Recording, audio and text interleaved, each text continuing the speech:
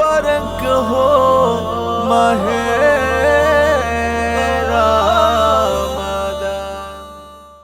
সুপ্রিয় দর্শক শ্রোতা, আসসালামু আলাইকুম ওয়া রাহমাতুল্লাহি ওয়া বারাকাতুহু। মহান রব্বুল আলামিন পবিত্র কোরআনে মুমিনের গুণাবলী সম্পর্কে একটি আয়াতে কারিমার ভেতরে বলছেন, আল্লাযীনা হুম আনিল লাগওয়ি মুরিদুন। অবশ্যই তোমরা যারা মুমিন তারা জবানের হেফাজত করবে। পবিত্র মাহে রমজান মাস যেহেতু চলছে, আমরা অনেকে রোজা রাখি, কিন্তু আমাদের জবানের হেফাজতটা আমরা ঠিক মতো করি না। রোজা কিন্তু প্রত্যেকটি অঙ্গ এবং প্রত্যঙ্গের রোজা রয়েছে।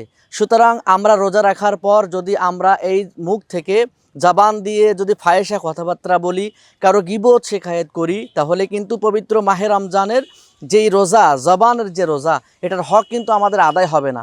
সুতরাং আমাদের উচিত হচ্ছে আমরা অবশ্যই রোজা রেখে আমাদের জবানকে হেফাজত করব। জবান থেকে কারো গীবত শেখায়েত করব না, ফায়েসা কথাবার্তা বলবো না। রোজা রাখার মাধ্যমে আমরা যেন এই জবানকে হেফাজত করার প্র্যাকটিস নিতে পারি। এই আয়াতে কারিমা থেকে যেন শিক্ষা নিয়ে আমাদের জবানকে যেন আমরা হেফাজত করতে পারি। আল্লাহ আমাদের সে তৌফিক দিন। ওমা তৌফিক ইল্লা বিল্লাহ। আসসালামু আলাইকুম ওয়া রাহমাতুল্লাহ। मुबारक हो माहे रमदान।